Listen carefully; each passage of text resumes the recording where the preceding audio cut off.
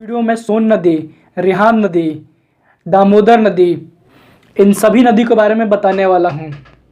ये जो नदियाँ हैं ये सब गंगा की सहायक नदियाँ हैं और इससे पहले मैंने यमुना नदी, चंबल नदी और बहुत सारी नदियाँ मैं पहले बता चुका हूँ जो गंगा नदी से डायरेक्ट मिलती है। यानी ये जितनी भी नदियाँ हैं ये सब गंगा की सहायक नदियाँ हैं, यानी गंगा की ट्रिब्यूटरी है। तो आज की इस वीडियो में हम सोन नदी के बारे में जानेंगे। तो मेरा नाम ससरंजन है, अगर आप मेरे इस चैनल पर नए हो तो सब्सक्राइब कर लीजिएगा। सोन नदी का ओरिजिन मध्य प्रदेश के अनूपपुर के जिले में अमरकंटक हिल से निकलती है।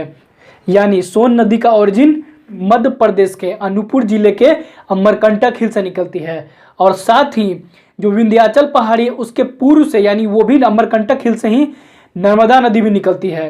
ये दो ऐसी नदियां हैं, एक उत्तर की ओर बह जाती हैं और दूसरा पश्चिम की ओर। यानी सोन नदी उत्तर पूर्व की ओर बहते हुए ये जाके गंगा नदी से मिलकर बंगाल की खाड़ी में गिरती है, पर नर्मदा नदी ये पश्चिम की ओर बहकर ये अरब के सागर में गिरती है। यानी दो नदियां जहां एक ही जगह से ओरिजिन, ये दो नदियां अलग अलग डायरेक्शन में बहकर दो अलग अलग महासागरों में मिलती हैं। नर्मदा नदी मिलती है जाके अरब सागर में और सोन नदी गंगा नदी से मिलकर ये बंगाल की खाड़ी में गिरती है। ये सोन नदी जो है वो गंगा की सबसे बड़ी ट्रिब्यूटरी है, यानी सहायक नदी है। और दूसरे नंबर पे आते हैं यमुना नदी।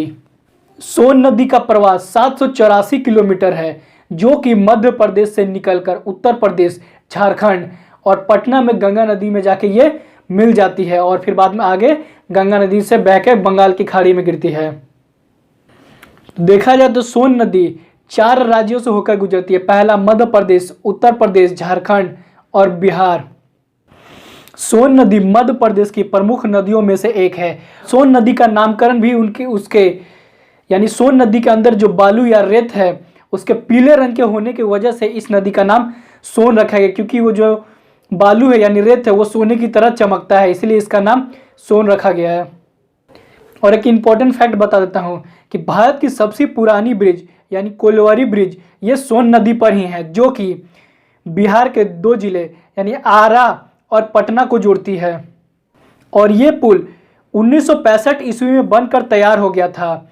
जो कोइलवरी पुल है वो रेल ब्रिज और बस ब्रिज यानी दोनों है, इस पे रेल भी चलता है और नीचे साइड में बस भी चलता है।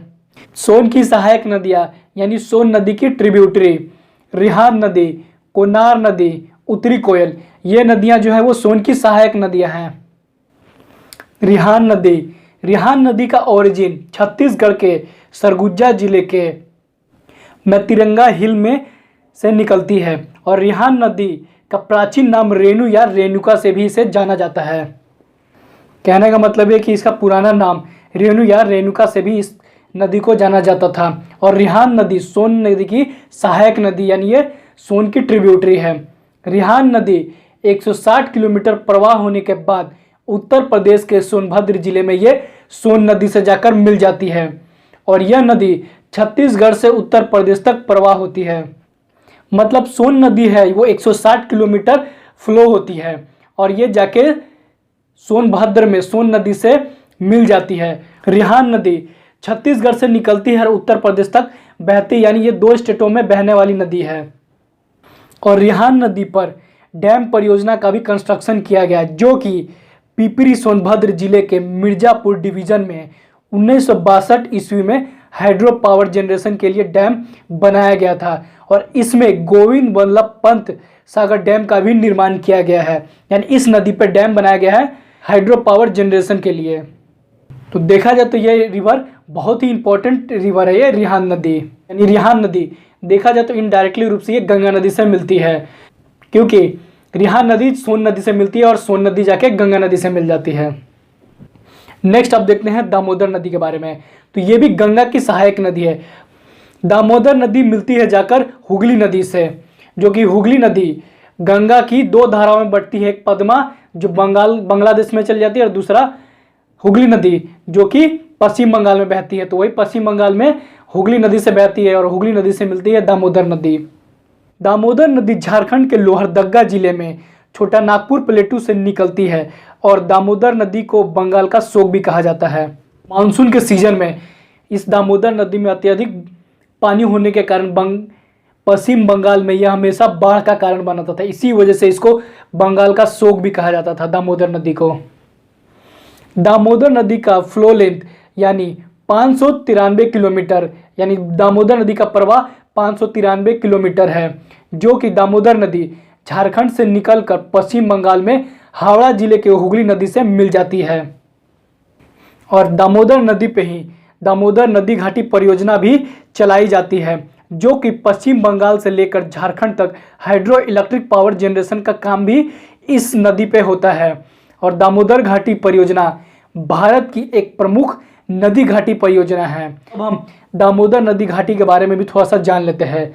तो दामोदर नदी घाटी परियोजना 7 जुलाई 1948 ईस्वी को, यानी स्वतंत्र भारत की यह पहली बहुउद्देशीय यानी मल्टीपर्पसेस ये परियोजना के रूप में दामोदर नदी घाटी परियोजना का निर्माण किया गया था। यानी इसका जो कंट्रोल है, यानी इस दामोदर घाटी का जो कंट्रोल यानी इसका नियंत्रण जो करता है वो डीवीसी करता है, यानी दामोदर वैली कॉरपोरेशन। तो अब हम दामोदर नदी की सहायक नदियों के बारे में जान लें, यानी दामोदर की ट्रिब्यूटरी। दामोदर की ट्रिब्यूटरी है कोनार नदी, बोकारो नदी और बराकर नदी। ये प्रमुख नदियां हैं और ये नदियां गिरिडीह से निकलती है। कोनार गिरिडीह से, बोकारो हजारीबाग से और बराकर बोकारो जिले से निकलती है। तो अब हम जान लेते हैं दामोदर नदी घाटी परियोजना का उद्देश्य, यानी इसको बनाने के पीछे क्या उद्देश्य था। तो मैंने शुरू में ही बता दिया था कि ये मल्टीपर्पस के यूज से इसको बनाया गया था, इस नदी घाटियों को। तो दामोदर नदी पर बाढ़ नियंत्रण के लिए, यानी जो दामोदर नदी में बार बार जो बाढ़ आ जाता था, जिसकी वजह से बंगाल का शोक भी कहा जाता था, तो इसके लिए सबसे पहला ये उद्देश्य रखा गया कि हम बाढ़ से नियंत्रण करें। दूसरा, सिंचाई के लिए, ताकि जो भी इरिगेशन का काम हो सके, खेती का काम हो सके, तो इस नदी का पानी का यूज करके हम खेती का भी काम कर सके। विद्युत उत्पादन यानी इलेक्ट्रिक प्रोडक्शन, जो हमारा हाइड्रो पावर स्टेशन बनाया है जो दामोदर घाटी वैली पे, तो इससे हम इलेक्ट्रिसिटी भी प्रोड्यूस कर सकते हैं, ताकि जो भी इस वैली एरिया के अंदर में जिसका भी घर आए या जितना भी एरिया में आए, उन सबको इलेक्ट्रिसिटी मिल सके। चौथा, पर्यावरण संरक्षण और वनीकरण। तो देखा जाए तो एक बेहतर इकोसिस्टम के लिए भी नदी बहुत बड़ा है एक फैक्ट होता है, क्योंकि आने वाले जितने भी प्लेन एरिया उन सभी में पानी की जरूरत होती है। तो पानी की वजह से ही बराबर से इससे हमारा पर्यावरण का बैलेंस बना रहता है, और जहाँ पानी रहता है तो वहाँ पे वनों का निर्माण अपने आप होता है, क्योंकि जितनी भी बड़े बड़े जंगल है वो सब कहीं ना कहीं नदी को भी पोषण देती है, और जितने भी वन रहे उन सभी में रह रहे जानवरों का भी ये पोषण करती है। तो जिनको भी पानी की आवश्यकता होती है उन सभी वनों में रहने वाले जानवर, पशु पक्षी या फिर अगल बगल जो खेती होता है उन सभी का ये पोषण करता है। दामोदर घाटी की निवासियों का सामाजिक, आर्थिक कल्याण और औद्योगिक और घरेलू उपयोगों हेतु जलापूर्ति करना। तो देखा कि हमने दामोदर घाटी की परियोजना से जो भी इसके आसपास रह रहे निवासी, उनका देखा जाए तो उनको जो भी घरेलू उपयोग हेतु जितना भी जल का उपयोगिता है वो सब इसी नदी से मिलता है। यानी डेली पर्पस पे जो भी आदमी का पानी का यूज है वो सब इस नदी से मिल जाता है। तो जैसे ही मैंने शुरू में बोला था ये मल्टीपर्पसेस यूज से बनाया गया था, तो इसका मैंने 5 यूज आपको बता दिया। तो दामोदर घाटी परियोजना भारत की ऐसी पहली परियोजना है जहां कोयला, जल और गैस तीनों स्रोतों से इलेक्ट्रिसिटी प्रोड्यूस किया जाता है। रीजन यही है क्योंकि दामोदर नदी बहुत सारे ऐसे क्षेत्र से जहां गुजरती है जिसमें कोयला मिलता है, तो कभी कभी दामोदर नदी से भी कोयला निकाला जाता है, और पानी से तो हाइड्रो इलेक्ट्रिक किया जाता है, और कोयला से थर्मल पावर प्लांट से इलेक्ट्रिसिटी प्रोड्यूस किया जाता है, और इसका पानी से हाइड्रो पावर इलेक्ट्रिसिटी प्रोड्यूस किया जाता है। और मोस्ट इंपॉर्टेंट चीज बता देता हूं कि दामोदर घाटी परियोजना के अंतर्गत 8 गो बांध और एक बड़ा बैराज बनाया गया है। यानी ये जो नदी घाटी परियोजना है, दामोदर नदी घाटी परियोजना, इस पे 8 गो बांध बनाया गया, यानी 8 गो इसमें डैम का निर्माण किया गया है, और इसमें एक बड़ा बैराज बना गया है। बैराज का मतलब ये कि देखा होगा आपने जितने भी डैम है उन सब में बड़े बड़े गेट बनाए जाते हैं, ताकि पानी का अगर फ्लो बढ़ गया है तो वो गेट खोल के हम धीरे धीरे पानी को रिलीज कर देते हैं, यानी छोड़ देते हैं। मानसून में हैवी रेन होने के कारण से वो डैम है वो भर जाती है, तो डैम में ज़्यादा प्रेशर की वजह से डैम टूट सकता है, इसीलिए हम उस गेट के द्वारा उसमें पानी का बहाव करते हैं, या फिर गेट के द्वारा हम पानी को छोड़ते हैं। अब जितने भी इस पे दामोदर नदी घाटी वाले डैम बनाए उन सबको जान लेते हैं। बराकर पर मैथन बांध, बल पहाड़ पर तिलैया बांध, दामोदर नदी पर पचेत हिल, मैथन तेनू घाट बांध, एयर बर्मो बांध, बोकारो नदी पर बोकारो बांध, कोनार नदी पे कोनार बांध और दुर्गापुर के निकट एक बड़ा बैराज बना गया है। तो जितने भी मैंने बांध बताए ये सब दामोदर नदी घाटी परियोजना के अंतर्गत इन सबको बनाया गया था, ताकि बंगाल में जो अचानक से मानसून में जो बाढ़ आ जाता है उन सब में नियंत्रण हो सके और साथ में इलेक्ट्रिसिटी प्रोड्यूस कर सकें। तो देखा जाए तो ये मल्टीपर्पज से बनने वाला ये भारत का पहला बहुउद्देशीय परियोजना है। तो दामोदर नदी घाटी परियोजना बहुत इंपॉर्टेंट था, इसीलिए मैंने इस नदी में इसको भी कवर कर लिया।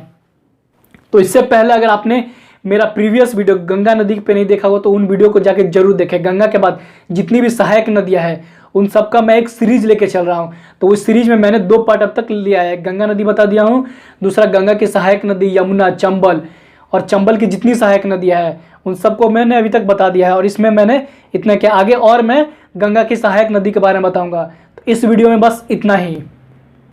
तो इससे रिलेटेड मैंने पहले ही ज्योग्राफी की बहुत इंपॉर्टेंट क्वेश्चन मैंने पहले बता दिया है। तो मेरे प्लेलिस्ट में जाके 300 बेस्ट क्वेश्चन जाके आप उसमें देख सकते हैं और उसमें सॉल्व कीजिए, आप कितना आपसे वो सॉल्व होता है। तो इस वीडियो को ज़्यादा से ज़्यादा शेयर कीजिए, लाइक कीजिएगा और जो भी प्रिपरेशन कर रहे हैं उन सबको ये इंपॉर्टेंट इन्फॉर्मेशन पहुंच सके। Thank you for watching.